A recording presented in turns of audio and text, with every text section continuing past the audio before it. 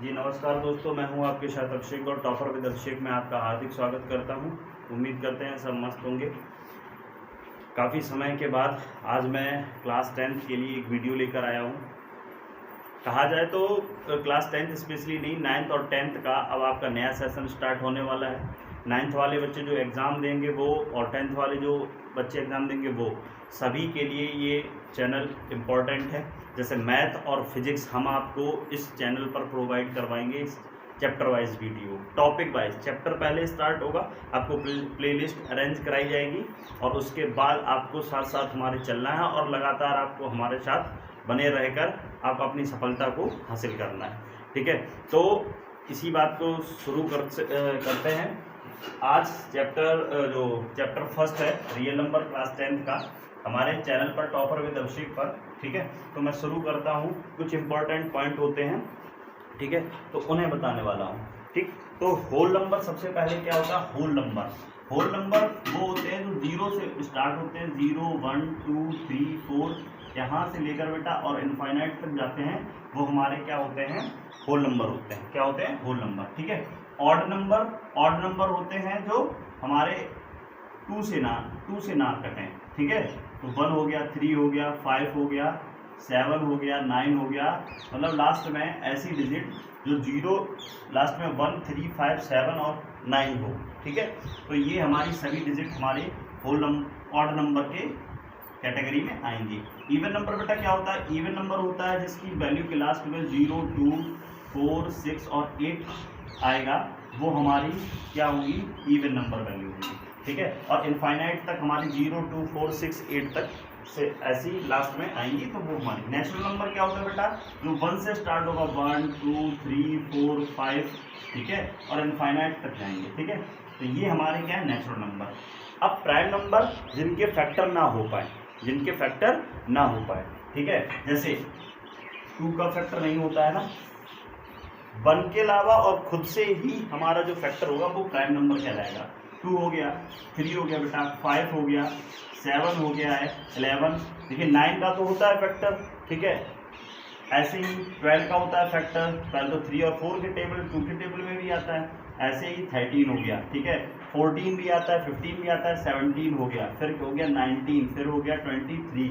ऐसे ही बेटा इनफाइनाइट तक जो हमारी वैल्यू किसी से भी फैक्टराइज नहीं होती हैं, वो हमारे प्राइम नंबर होते हैं। ठीक है, अब हम बात करते हैं को प्राइम का मतलब होता है कॉमन प्राइम। ठीक है, जैसे हमारे यहाँ पर कोई भी वैल्यू लिखी है 2 और 3, यहाँ पर अगर इसके फैक्टर करेंगे 2 और 3 के, तो 2 का फैक्टर करेंगे 1 और 2, और इसका करेंगे 1 और 3, तो 1 तो कॉमन होगा, लेकिन 2 और 3 ये कॉमन नहीं होगा, तो हमारी ये को प्राइम नंबर होगा। ठीक है,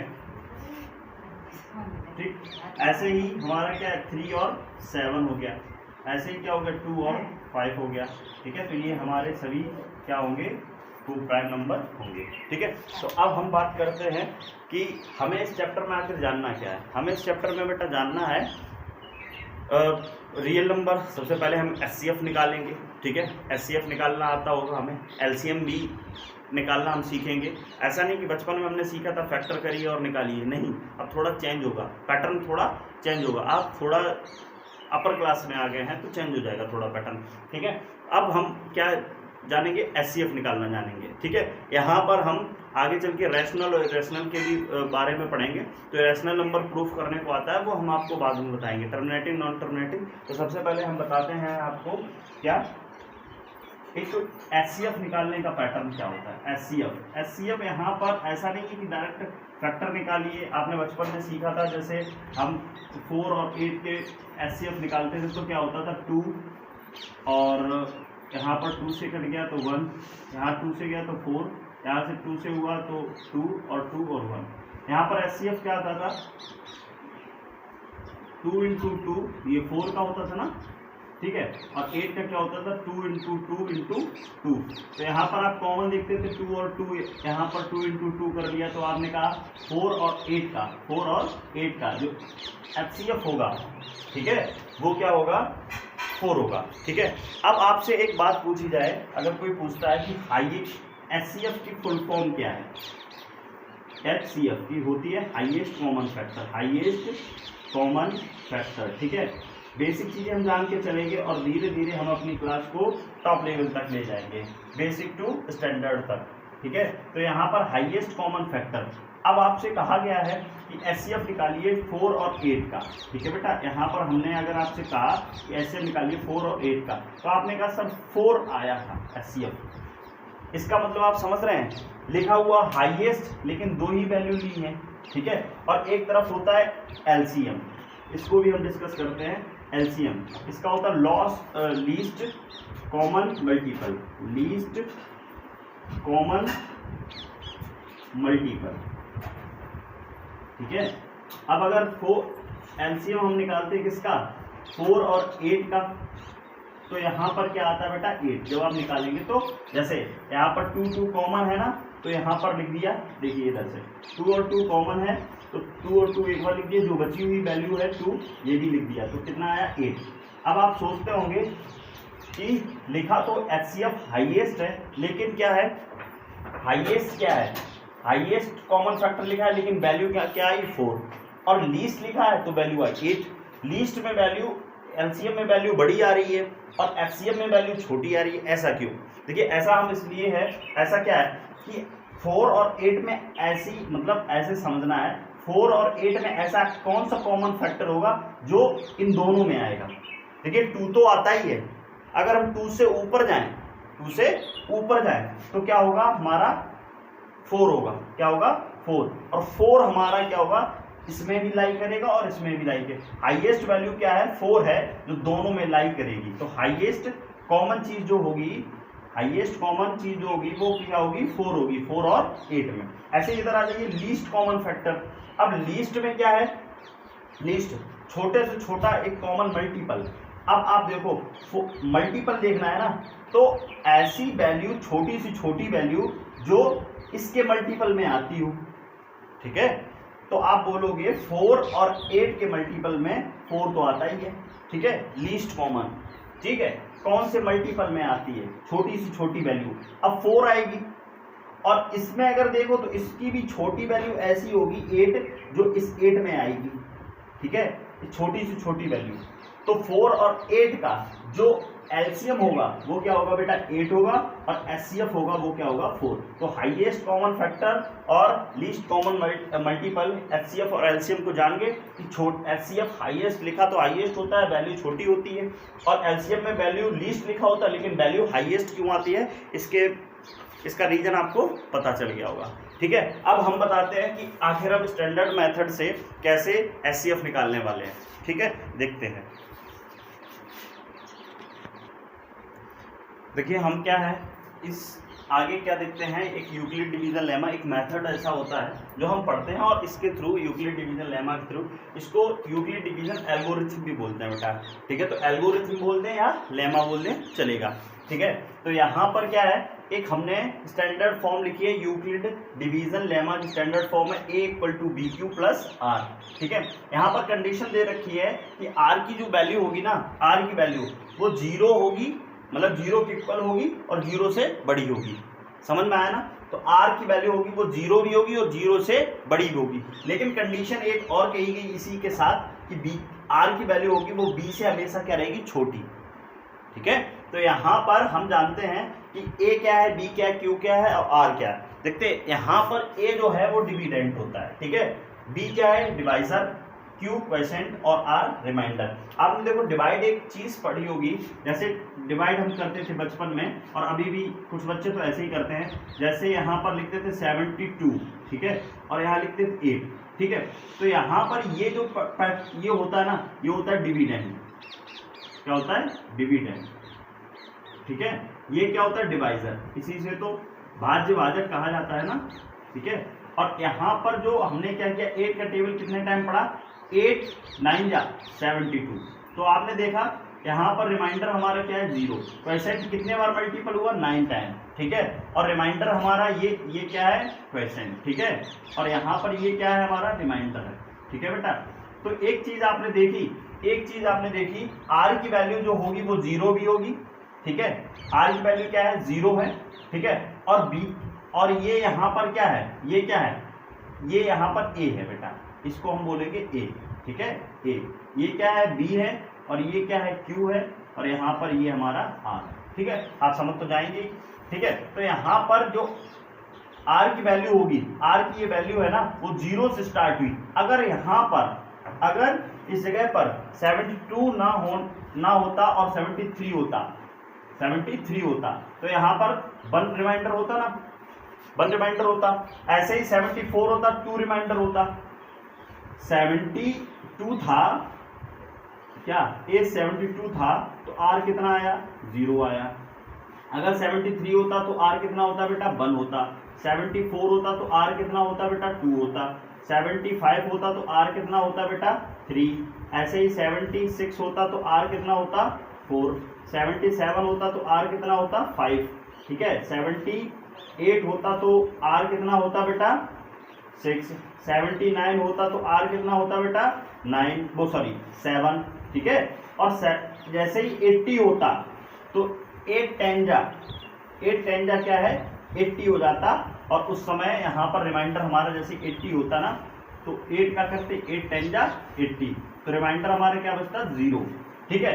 फिर 80 बंद करते, फिर रिमाइंडर 1 आ जाता। तो यहाँ पर आपने एक कंडीशन सीखी है, क्या सीखी है कि यहाँ पर जो ये R है ना, R ये B से हमेशा क्या है, छोटा है। B से क्या छोटा है, देखिए यहाँ पर 0 भी आया है, मतलब बोला था यहाँ पर ना कि 0 R की वैल्यू 0 भी होगी और 0 से बड़ी होगी। 0 से बड़ी क्या है, 1 है, 2 है, 3 है, 4 है, 5 है, 6 है, 7 है, ठीक है।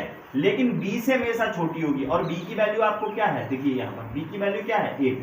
B की वैल्यू क्या है बेटा, 8 है। तो यहाँ पर जो कंडीशन है R की वैल्यू कहाँ से स्टार्ट हुई, 0 से 1 2 3 4 5 6 7, ठीक है। इससे 8 नहीं गई मतलब फिर रिमाइंडर हमारा क्या हो गया, 0। तो यहाँ पर R जो है वो क्या होगा, 0 के इक्वल होगा, 0 के इक्वल होगा, इक्वल, ये ग्रेटर देन एंड इक्वल, ठीक है। R जो होगा वो 0 के ग्रेटर भी होगा, इक्वल भी होगा, लेकिन B से हमेशा क्या रहेगा, छोटा रहेगा, ठीक है। तो यहाँ से ऐसे हम क्या करते हैं, ये स्टैंडर्ड फॉर्म को जानते हैं। ये किसकी स्टैंडर्ड फॉर्म हो गई है, यूक्लिड डिवीजन लेमा की, ठीक है। अब एक हमारा जैसे क्वेश्चन आता है कि एचसीएफ हम कैसे निकालते हैं, मन में डाउट स्टार्ट होता है कि एचसीएफ कैसे निकालते हैं। तो एचसीएफ हम निकालते हैं जैसे कोई भी वैल्यू लेते हैं, 15 और 21 ले लिया, ठीक है। इसका एचसीएफ कितना होगा, आप फैक्टर के थ्रू निकाल के देख लेना, सही रहेगा, ठीक है। देखिए एचसीएफ हम निकालते हैं तो लिखते हैं by Euclid division lemma method. कौन से मेथड से यहाँ पर हम अप्लाई करने वाले हैं, यूक्लिड डिवीजन लेमा मेथड से, ठीक है। तो यहाँ पर जरा हम देखते हैं, एक सेकेंड, यहाँ पर हम देखते हैं कि यहाँ पर सबसे बड़ी वैल्यू है, जो सबसे बड़ी वैल्यू होगी वही हमारी क्या होगी, डिविडेंड है। तो सबसे बड़ी वैल्यू क्या है, 21, तो ये क्या हो जाएगा, डिविडेंड मतलब ए हो जाएगा, ठीक है। और उससे छोटी जो है वो हमारी बी बन जाएगी, ठीक है। ऐसे याद रखने का पैटर्न है कि सबसे बड़ी ए, पहले ए आती है तो बड़ी वैल्यू ए, ठीक है, छोटी है बी तो उससे क्या होगा, बी हमारी छोटी वैल्यू हो जाएगी, ठीक है। अब यहाँ पर अगर हम देखते हैं ए इक्वल टू कितना, 22, बी इक्वल टू कितना है बेटा, 15, ठीक है। अब बी का मल्टीपल है ना, बी का मल्टीपल है, मतलब बी का क्यू से मल्टीप्लाई कर दो और आर जोड़ दो, बी का क्यू से मल्टीप्लाई कर दो और आर ऐड कर दो, तब ये सब मिलके किसके इक्वल होगा, जाके ए के इक्वल होगा जाके। आप समझ पाए, मतलब बी का मल्टीप्लाई क्यू में होना चाहिए और फिर जब आर को ऐड कर देंगे तब वो ए के इक्वल होगा जाके। तो 15 का मल्टीप्लाई, अब सोचिए 15 का मल्टीप्लाई हम कितने टाइम कर दें जो 21 से छोटा रहे। तो 21 से छोटा रहे तो 15 बन जा, 15 आप बोलोगे, ठीक है। अब 15 बन जा, 15 में मल्टीप्लाई तो हमने कर दिया, अगर यहाँ बड़ी वैल्यू होती 2 टाइम करते, ठीक है, 2 टाइम करते, अगर छोटी रह जाती तब तो हम ठीक है, नहीं तो हम क्या करते, 3 टाइम करते, 4 टाइम करते, ऐसे ही। तो 15 का जब 1 में मल्टीप्लाई किया 15 बन जा 15, और 15 में ऐसी कौन सी वैल्यू ऐड की जाए जो ऐड करने के बाद ये आ जाए ए बोले तो 21 आ जाए। तो आपको हो गए 15 बन जा 15 और 6 सर जो होता है वो हमारा क्या होगा, 15 बन जा 15 और 6 21, क्लियर। अब यहाँ पर इस कंडीशन में और इस कंडीशन में बड़ी वैल्यू क्या है, 15, तो 15 यहाँ पर रखनी है, ये ए बन जाएगा अगली कंडीशन के लिए बेटा, अगली कंडीशन, ठीक है। और ये क्या है 6, ये क्या बन जाएगा बी। अब यहाँ से आपको इसमें से देखना होगा, इसमें से ये जो आगे वाली वैल्यू होगी ना वो आपकी क्या होगी अगली कंडीशन के लिए, फॉर नेक्स्ट कंडीशन के लिए ये क्या बन जाएगा, ये बन जाएगा ए, ठीक है, और ये क्या हो जाएगा बी। समझ में आया? तो ये हमारा बन जाएगा ए और ये हो जाएगा बी। अब 15 का मल्टीप्लाई 15 इक्वल टू, अब 6 आ गया बी की जगह, 6 का मल्टीप्लाई कितने टाइम पढ़ना है, मतलब कितने टाइम मल्टीप्लाई करना है कि 15 से छोटा रहे। 6 बन जा 6, 6 2 जा 12, छोटा है ना। अब यहाँ पर आ गया 12 में कितना ऐड किया जाए तो 15 आ जाए, तो आप कहोगे 3 ऐड कर दीजिए सर, आ जाएगा। ठीक है, तो ये चीज़ समझ में आ गई। नेक्स्ट कंडीशन कैसे अप्लाई करिए, अभी दूसरा पैटर्न और बता देंगे। तो यहाँ पर क्या हुआ, अब यहाँ पर इसमें देखिए ये सबसे बड़ी वैल्यू है तो ये हो जाएगी यहाँ पर 6, ठीक है, और यहाँ पर ये छोटी वैल्यू है तो 3। अब 3 2 जा क्या हुआ 6, बेटा 6 इधर भी 6 इधर भी, तो 6 में क्या जोड़ दिया 6 ही रहे, आप कहोगे सर 0 जोड़ दिया जाए। क्या जोड़ दिया जाए, 0 ऐड कर दिया जाए, जिसकी वजह से क्या होगा ये हमारा 6 ही रहेगा। अब यहाँ पर आप देखिए कि यहाँ पर जिस समय रिमाइंडर हमारा क्या हुआ 0, मतलब ये प्रॉपर इसके मल्टीपल में आ गया है, 3 के मल्टीपल में प्रॉपर क्या आ गया 6 आ गया है, तो जिसके मल्टीपल में प्रॉपर आया है 6, किसके मल्टीपल में 3, तो वही हमारा क्या होगा एचसीएफ होगा। तो हेंस एचसीएफ ऑफ किसका बेटा 15 एंड 21 का, 15, 21 इज क्या है बेटा एचसीएफ कितना है 3 है, तो एचसीएफ क्या आ जाएगा 3 आ जाएगा। ठीक है, तो यहाँ पर ये हमारे पास एक क्वेश्चन था, बेसिक क्वेश्चन एक स्टार्ट समझाने के लिए था कि यहाँ पर हम कैसे एचसीएफ निकालते हैं।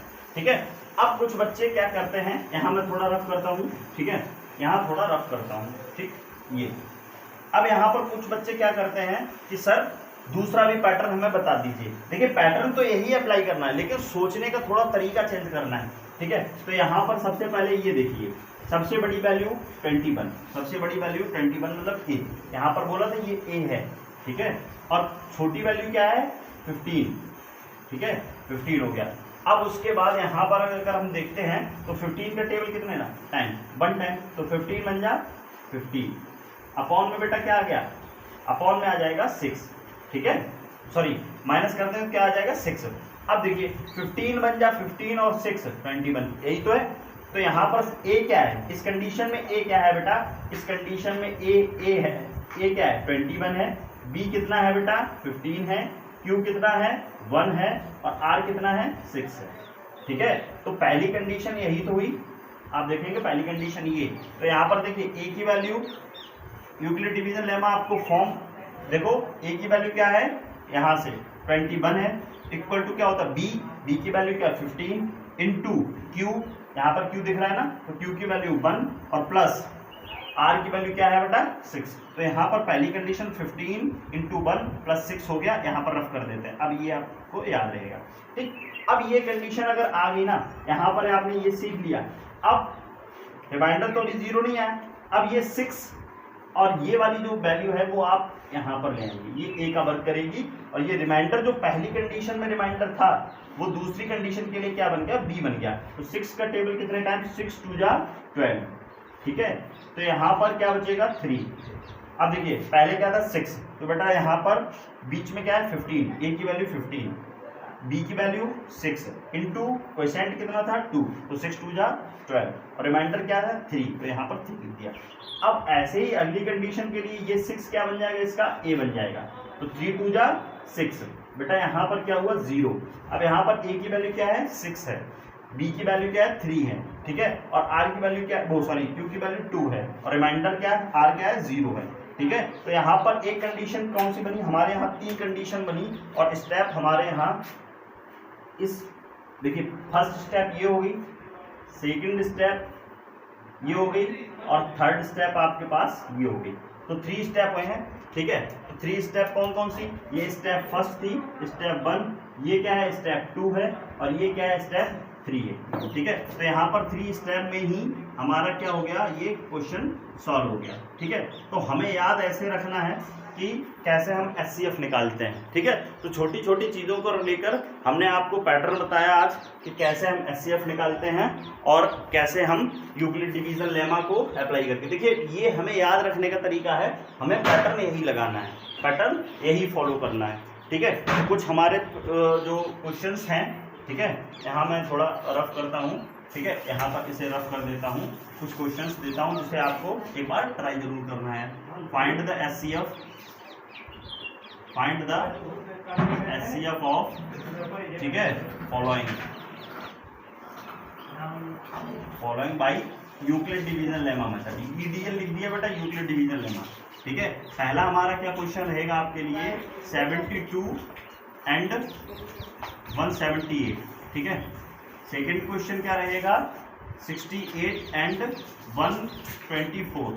ठीक, थर्ड क्या रहेगा हमारे लिए, 24 एंड 128। ठीक है, और लास्ट वन क्या है हमारा, 172 एंड 642। और एक और लास्ट, सिर्फ एक और लास्ट, ये क्या है, 6872 एंड 192, ये 3 वैल्यू का है। ठीक है, अभी आपको क्या करना है, ट्राई करना है, और उसके बाद हम आपको ये इसका सॉल्यूशन प्रोवाइड कराएंगे। आपको जो डाउट होंगे वो कमेंट बॉक्स में आप पूछ सकते हैं। ऐसे ही इम्पोर्टेंट वीडियो के लिए आप अपना सिलेबस कंप्लीट करने के लिए हमारे चैनल के साथ बने रहें, और अगर आपको वीडियो अच्छी लगी हो तो चैनल को लाइक, सब्सक्राइब और शेयर करना ना भूलें। Thank you.